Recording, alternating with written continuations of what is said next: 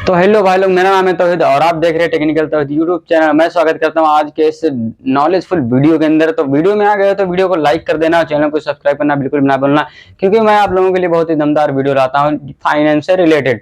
तो कुछ भी बकवास ना करते हुए चलो चलते हैं अपने वीडियो की तरफ। आप लोगों को बता दूं कि आज मैं करने वाला हूँ ईएमआई के बारे में कुछ कंपैरिजन, जैसे कि credit card EMI versus personal loan EMI. तो इन दोनों को मैं कंपैरिजन करके यह साबित करने वाला हूं आज कि आपके लिए बेस्ट ईएमआई ऑप्शन कौन सा होता है। आप लोग ईएमआई पे कुछ भी प्रोडक्ट फाइनेंस तो करवाते हैं लेकिन समझ कर नहीं। तो आज की इस वीडियो उन लोगों के लिए है जो लोग ईएमआई से लेकर बहुत ज्यादा कंफ्यूजन में रहते हैं कि कौन सा लोन सही रहेगा या कौन सी ईएमआई सही रहेगी। दोनों एक ही बात होती है, लेकिन मैं आप लोगों को बता दूं जो लोग ईएमआई या लोन्स में अंतर नहीं समझते हैं उन लोगों के लिए भी ये बात अच्छी होगी, क्योंकि मैं आपको शुद्ध सही और सच्ची बात बताने वाला हूं कि आज की इस वीडियो के अंदर आप लोगों की बहुत सारी कंफ्यूजन्स को मैं दूर करने वाला हूं। जो आप लोग प्रोडक्ट फाइनेंस करवाने के लिए जाते हैं तो आप लोगों के साथ जो फाइनेंसर होता है वो कुछ घटनाएं ऐसी कर देता है जो आप लोग समझ भी नहीं पाते हैं। तो आइए उन्हीं सब चीजों को मैं एक पेपर पे लिख करके बताता हूं, क्योंकि ऐसे समझाने में आप लोगों को हो सकता है कोई दिक्कत हो या कोई बात मेरी समझ में ना आए। तो इसलिए मैं पेपर पे लिख करके आप लोगों को दिखाने वाला हूं कि दोनों में कंपैरिजन करूंगा credit card EMI versus personal loan में। तो आपको कौन सा ईएमआई लेना चाहिए या कौन सा ईएमआई आपके लिए बेस्ट ऑप्शन रहेगा। तो आइए चलते हैं वीडियो की तरफ।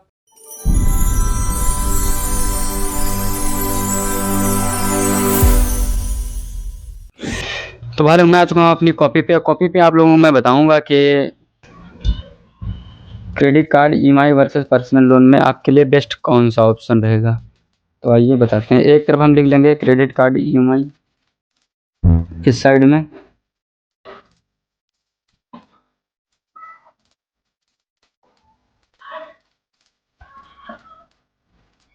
क्रेडिट कार्ड ईएमआई, ठीक है। वहीं पे दूसरी तरफ हम लिख लेते हैं पर्सनल लोन।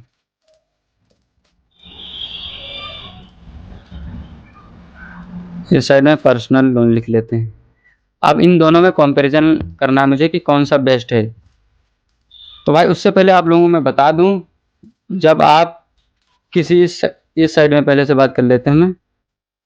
जब आप किसी क्रेडिट कार्ड से कोई चीज़ खरीदते हैं या परचेज करते हैं तो उस अमाउंट को ईएमआई में कन्वर्ट कर दिया जाता है, ईएमआई में कन्वर्ट कर दिया जाता है, तो उसे क्रेडिट कार्ड ईएमआई कहते हैं। और वहीं पे आपकी जो क्रेडिट लिमिट होती है वो ब्लॉक हो जाती है, ठीक है। आपकी जो क्रेडिट लिमिट होती है वो ब्लॉक हो जाती है। जैसे आपकी क्रेडिट लिमिट ब्लॉक हो जाती है, आपकी क्रेडिट लिमिट ब्लॉक हो जाती है, ब्लॉक, ठीक है, ब्लॉक हो जाती है। ये बात समझ गए आप। आपकी क्रेडिट लिमिट ब्लॉक हो जाती है और जो ब्याज होता है, ब्याज ब्याज जो होता है वो ज़्यादा हो जाता है, सॉरी, वो ज़्यादा हो जाता है। ब्याज जो है क्रेडिट कार्ड ईएमआई में आपका ब्याज भी ज़्यादा हो जाता है। और वहीं पे एक प्रॉफिट ये होता है कि आपको अप्रूवल बहुत जल्दी मिल जाता है। क्रेडिट कार्ड में आपको अप्रूवल बहुत जल्दी मिल जाएगा, मतलब 5-6 मिनट में आपको अप्रूवल मिल जाता है। वहीं पे अगर जो पर्सनल लोन की बात कर लेंगे इस साइड में, तो पर्सनल लोन बैंक या एनबीएफसी से मिलने वाला कैश लोन होता है और आप इसे किसी भी काम के लिए ले सकते हैं। आपको जमीन कोई खरीदना हो, प्लाट खरीदना हो या घर बनवाना हो या शादी करनी हो, आप इसे किसी भी काम के लिए ले सकते हैं। समझ गए आप लोग ये बात। आप इससे कोई भी काम कर सकते हैं, कोई भी काम कर सकते हैं, मतलब किसी भी काम के लिए आप इसे यूज कर सकते हैं। लेकिन इसे आप क्रेडिट कार्ड, मतलब कोई शॉपिंग करना है या फिर कोई आइटम परचेस करना है तो ही आप इसका क्रेडिट ईएमआई का इस्तेमाल कर सकते हैं। वहीं पे पर्सनल लोन आपको किसी भी क्षेत्र में पैसे खर्च करने की इजाजत देता है। तो इसका जो है एक पॉइंट आप लोगों को इधर ज्यादा हो जाता है पर्सनल लोन का। उसके बाद में दूसरी बात कर लूँ तो अप्रूवल, जो अप्रूवल होता है पर्सनल लोन का, वो अप्रूवल आप लोगों को जल्दी नहीं मिलता। उसमें 2 से 3 दिन का टाइम लग सकता है या हो जाता है 1-2 दिन में। उसके बाद आपकी जो ईएमआई होती है, ठीक है, ईएमआई पहले से तय होती है। इसमें पर्सनल लोन में पहले से तय होगी, आपको बता दिया जाएगा कि आपकी ईएमआई कितनी रहेगी। वहीं पे जब आप इसको खरीदते हैं, क्रेडिट कार्ड ईएमआई से कुछ भी खरीदते हैं, तो आपको बाद में पता चलती है कि इतनी आपकी ईएमआई आएगी। तो और इसका तीसरा फायदा एक और होता है, इसमें ब्याज बहुत कम पड़ता है। ठीक है भाई लोग, इसमें ब्याज बहुत कम पड़ता है, समझ गए।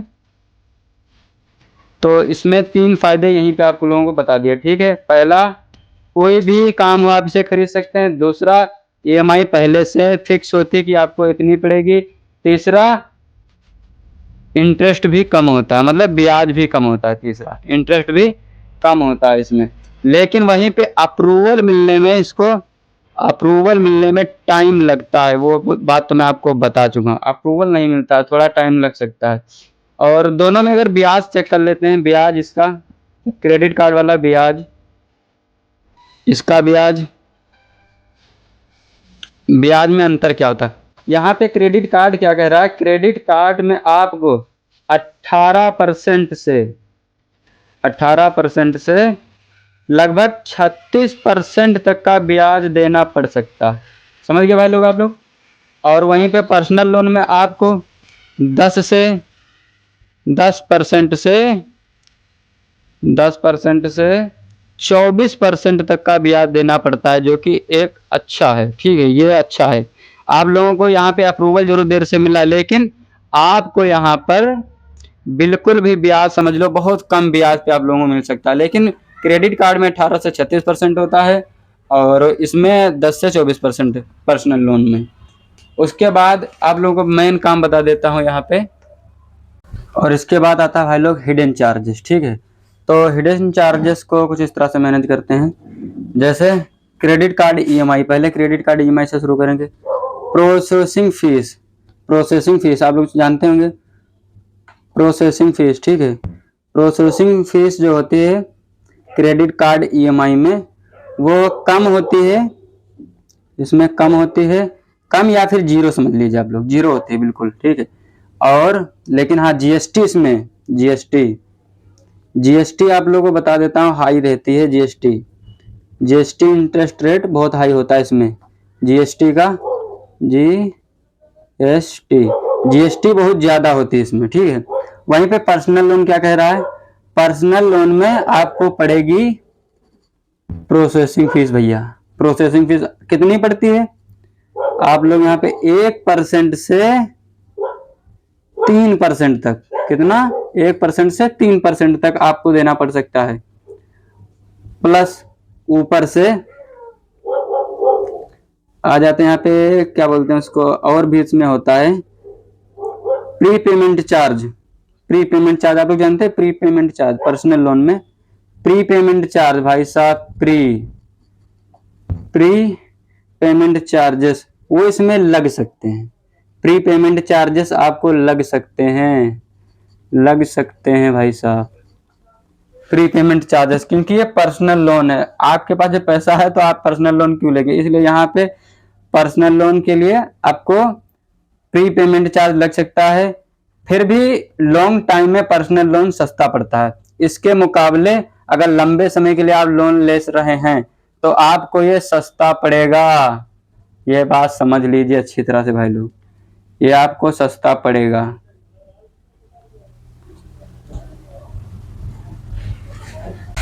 रियल एग्जाम्पल, जैसे आप लोगों को बता दूं मैं, रियल एग्जाम्पल के तौर पे, इसमें जीएसटी सब कुछ छोड़ करके रियल एग्जाम्पल आप लोगों को बता देता हूं मैं। जैसे आपने 50,000 रुपए का ईएमआई लिया, कितने का, 50,000, आप लोगों 50,000 का अमाउंट ले लिया। ठीक है, ईएमआई पे। अब आप लोग मान लीजिए आपको चाहिए 50,000, तो चलिए आप लोगों को पता कितना हमने ले लिया, 50, मान लो हमें 50,000 रुपए का लोन चाहिए, कितने का, 50,000 रुपए का। ठीक है, तो वहीं पे क्रेडिट कार्ड ईएमआई मान लीजिए 24%, 12 महीनों के लिए, अगर आप 12 महीने के लिए लेते हैं मंथ। ठीक है, तो इसमें क्या होगा, ईएमआई ज्यादा है, क्या है, ईएमआई ज्यादा प्लस टोटल पेमेंट भी ज्यादा, समझ गए, टोटल पेमेंट ज्यादा लिख देते हैं, टोटल पेमेंट ज्यादा पड़ेगा। ठीक है, वहीं पे पर्सनल लोन क्या कह रहा है, कि आपको सिर्फ 14% 12 महीनों के लिए EMI 14% 12 महीनों के लिए EMI प्लस इंटरेस्ट कम होता है। इस पे क्या होता है, इंटरेस्ट कम। कितना, उसमें कितना आया है 24%, इसमें कितना आया 12%, ठीक है। प्लस इंटरेस्ट भी कम होता है, इसका इंटरेस्ट कम होता है। अब आप ये बात समझ लीजिए कि हमने रुपए कितने लिए, 50,000 मान के चलो, ठीक है 50,000 लिया। 50,000 पे सेम अमाउंट है, ये यहाँ भी हमने 50,000 रुपए लिए हैं, यहाँ भी हमने 50,000 रुपए लिए, लेकिन सेम अमाउंट पे यहाँ पे आपको पर्सनल लोन में आपको सिर्फ 14% ब्याज देना पड़ रहा है, ठीक है। इसमें क्या है 24% ब्याज देना पड़ेगा आपको भैया, 24%। पैसा सेम मिलेगा, दोनों जगह से पैसा सेम मिलेगा, लेकिन ब्याज इसका ज्यादा होगा। सबसे अच्छी बात इसके बाद आप लोगों में बताऊंगा सिविल स्कोर, ठीक है। सिविल स्कोर, आइए बढ़ते हैं सिविल स्कोर की तरफ। इससे सिविल स्कोर पे क्या असर पड़ेगा भाई साहब, EMI टाइम पर, इसमें क्रेडिट कार्ड EMI टाइम पर देनी पड़ेगी भैया, EMI टाइम पर, EMI टाइम पर देनी पड़ेगी। उसके बाद जब आप इसमें EMI टाइम पर देंगे तो आपका जो EMI स्कोर होता है, स्कोर होता है जो आपका EMI का, वो इम्प्रूव होगा, मतलब कि बढ़ जाएगा, बढ़ जाएगा। आपका जो स्कोर होता है वो बढ़ जाएगा। अगर आपने EMI मिस किया, आपने EMI यहाँ पे अगर मिस किया क्रेडिट कार्ड में, तो आपका स्कोर एकदम डैमेज हो सकता है, एकदम से कम, मतलब माइनस लग सकता है आपका। जैसे आपके पास 600 पॉइंट है, ठीक है, तो उसमें 4 या 10 पॉइंट ऐसे करके काट लेंगे, माइनस स्कोर। वहीं पे क्रेडिट कार्ड माइनस कर रहा, ठीक है। अब आप लोगों को बता देता हूं मैं, और इसकी एक खास बात और, क्रेडिट कार्ड EMI ज्यादा लोन लेने से क्या हुआ, ज्यादा लोन लेने से, क्रेडिट कार्ड EMI ज्यादा लेने से, मतलब क्रेडिट कार्ड EMI ज्यादा लेने से क्रेडिट अंटिलाइजेशन बढ़ता है और स्कोर गिर सकता है। क्रेडिट अंटिलाइजेशन बढ़ेगा और आपका जो स्कोर है वो गिर सकता है। इस कौन सा ऑप्शन आपके लिए सही है, ठीक है, आपके लिए कौन सा ऑप्शन सही है? तो ऑप्शन सही देखने के लिए आपको क्रेडिट कार्ड EMI, जैसे ये हो गया क्रेडिट कार्ड EMI, अपना ये हो गया पर्सनल लोन, ठीक है। तो अगर आप क्रेडिट कार्ड EMI लें, शॉपिंग छोटी हो, जीरो कॉस्ट EMI मिल रही हो, ठीक है, 7 आपको क्रेडिट कार्ड EMI ले, अगर जो शॉपिंग छोटी हो, जीरो क्रेडिट कॉस्ट हो, EMI मिल रही हो, मतलब जीरो कॉस्ट EMI मिल रही हो, या कोई आपके पास इमरजेंसी हो, पर्सनल लोन लें, पर्सनल लोन लें।